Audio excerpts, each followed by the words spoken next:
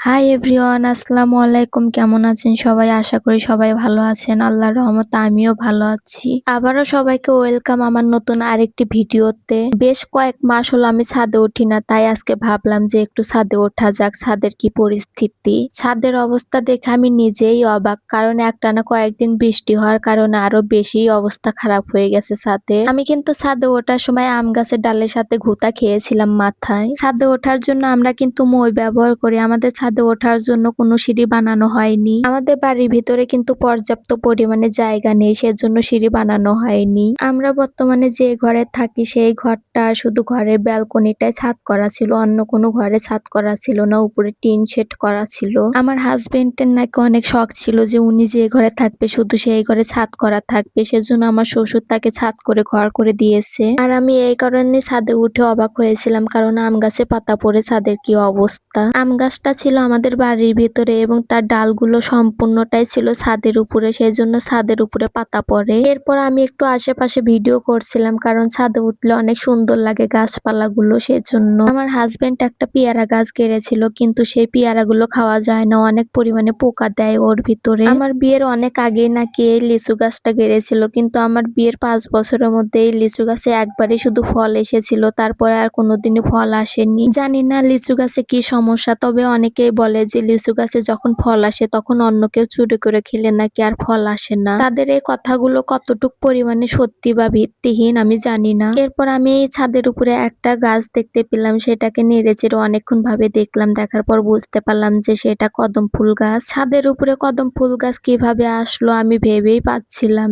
না। আমি ছাদের উপরে অনেকগুলো গাছ লাগিয়েছিলাম, 9টা ফুল গাছ। এরপর লাগিয়েছিলাম গেট ফুল গাছ। মাশাআল্লাহ, ফুলগুলো অনেক সুন্দর লাগছিল, আর আজকে অনেকগুলো ফুল ফুটেছিল। এই গাছগুলো প্রায় আমি 1 বছর আগে লাগিয়েছিলাম। যখন প্রচন্ড গরম পড়ে তখন গাছগুলো শুকিয়ে যায় এবং বৃষ্টির দিন আসলে গাছগুলো একাই তাজা হয়ে যায় এবং আপনা আপনি ফুল ফোটে। আমার দেখা প্রথম ফুল গাছ, যে গাছগুলো একাই মরে যায় আবার একাই তাজা হয়ে যায় বৃষ্টির পানি পেলে। সে যে আমি গাছগুলো লাগিয়েছিলাম, তারপর আর কোনো দিনের যত্ন নেইনি। আমার দেখা সবচাইতে সেরা গাছ, যে গাছগুলো কোনো প্রকার যত্ন নিতে হয় না, যে জিনিসগুলো আমরা প্রচন্ড পরিমাণে যত্ন নিই সেই জিনিসগুলো আমাদেরকে হতাশার দিকে ঠেলে দেয়, আর যে জিনিসগুলো অবহেলিত করে ফেলে রাখি সেই জিনিসগুলো আমাদেরকে সফলতা এনে দেয়। এই কথাটা আমি কেন বললাম সেটা আর একটু পরেই আপনারা বুঝতে পারবেন। আমরা বুঝতে পারি না যে কাকে বেশি যত্ন করা উচিত আর কাকে কম যত্ন করা উচিত। এটা হলো গেট ফুল গাছের ফুল, দেখতে মাশাআল্লাহ অনেকটা সুন্দর। আর এটা কিন্তু লাল কালারের না, ক্যামেরার ভেতরে সেজন্য লাল কালার দেখা যাচ্ছে। এই ফুলটার কালার আসলে গোলাপি কালার। 9টা ফুল গাছের আর একটা সুবিধা আছে, এই গাছের ডাল ভেঙে নিচে গাড়লে গাছ হয়ে যায়। তো সবকিছু মিলে আলহামদুলিল্লাহ অনেক ভালোই লাগছিল আমার। আমি একটা 9টা ফুল গাছে সাদা ফুল তুলেছিলাম এবং কানের পিঠে গুজে নিচ্ছিলাম। আমাকে কেমন লাগছে অবশ্যই কমেন্ট করে জানাবেন আপনারা। আগে আমি 2 দিন 3 দিন পর পরে ছাদে উঠতাম, এমনও হয়েছে আমার সাথে একদিন আমি 2 বার করে ছাদে উঠতাম। ছাদে ওঠার জন্য সিঁড়ি নেই, তারপরও মই দিয়ে দিনে 2 বার করে ছাদে উঠতাম। কেন উঠতাম আমি সেটাও শেয়ার করব আপনাদের সাথে। ফুল দিয়ে অনেক রং ঢং করলাম এবং ছবি উঠলাম। এখন কাজে ফেরা যাক। আমের পাতা পড়ে যেহেতু ছাদটা ঢেকে গেছে, সেজন্য আমি আমের পাতাগুলোকে ঝাড় দিয়ে নিব।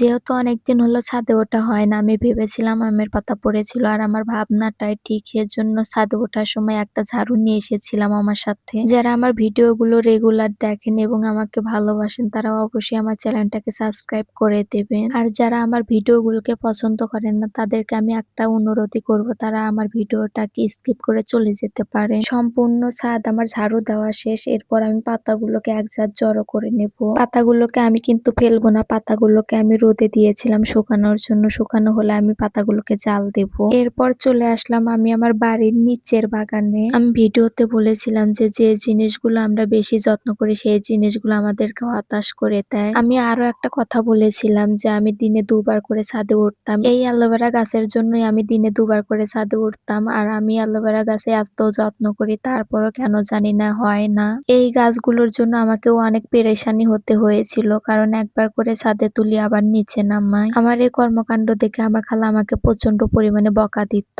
খালা আমাকে বলতো যে তুই কি পেয়েছিস, সেই গাছগুলোর জন্য কি তোর হাত পা ভেঙে ফেলবি? বিশ্বাস করেন এই গাছগুলো আমার এত পছন্দের গাছ। যখন আমি ছাদে রেখেছিলাম তখন আমি মশারির তলে রেখেছিলাম, কারণ আমার খালা মুরগি পালন করতো। সেই মুরগিগুলো ডালের উপরে উঠতো হতো। আপনারা সবাই জানেন যে অ্যালোভেরা গাছের ডালগুলো অনেক নরম হয়, ওঠার সাথে সাথে ভেঙে যায়, সেজন্য আমি মশারির তলে রেখেছিলাম। আমি আমার অ্যালোভেরা গাছের একটা ডালও কাটতাম না, যা সত্যি কথা। আমি কখনোই কাটতে চাইতাম না, কারণ আমার খুব পছন্দের গাছ ছিল।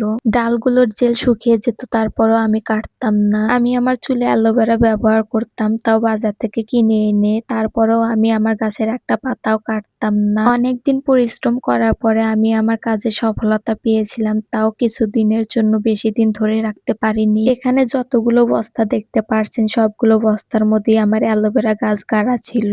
এমনকি আমি বড় বড় বোতল কেটে তার ভিতরেও অ্যালোভেরা গাছ লাগিয়েছিলাম। আমার প্রায় 30টার মতন অ্যালোভেরা গাছ ছিল এবং বড় গাছগুলোর সাথে অনেকগুলো চারা ছিল। এই বৃষ্টির কারণে আমার সবগুলো শেষ হয়ে গেছে। বৃষ্টির কারণে আমার গাছগুলো সব পচে গেছে। আমরা অন্য সব গাছে যত পরিমাণে ইচ্ছা পানি দিতে পারি, কিন্তু অ্যালোভেরা গাছে পানি দেওয়া যায় না। 20-25 দিন পর পর একদিন করে পানি দিতে হয়। আর মাত্র 2টা গাছই আমার অবশিষ্ট আছে, তার মধ্যে একটা দেখি পচে গেছে। আপনারা হয়তো আমার কথাগুলো শুনে হাসবেন, কিন্তু বিশ্বাস করেন, যখন দেখতাম যে বৃষ্টি নামবে, তখন অ্যালোভেরা গাছগুলো আমি ঘরের ভিতরে রেখে দিতাম। আবার যখন বৃষ্টি থেমে যেত, তখন আবার বাহিরে নিয়ে এসে রেখে দিতাম। আজকে বিকেলে বল্টুর সাথে একটা দুর্ঘটনা ঘটে গেছে। বল্টুর পাটা টিনের সাথে কেটে গেছে। আমি ওর কাটা জায়গায় স্যাভলন দিয়ে পরিষ্কার করে তারপর মলম লাগিয়ে দিয়ে ব্যান্ডেজ করে দিয়েছিলাম। সবাই বল্টুর জন্য দোয়া করবেন এবং নিজের খেয়াল রাখবেন। আল্লাহ হাফেজ।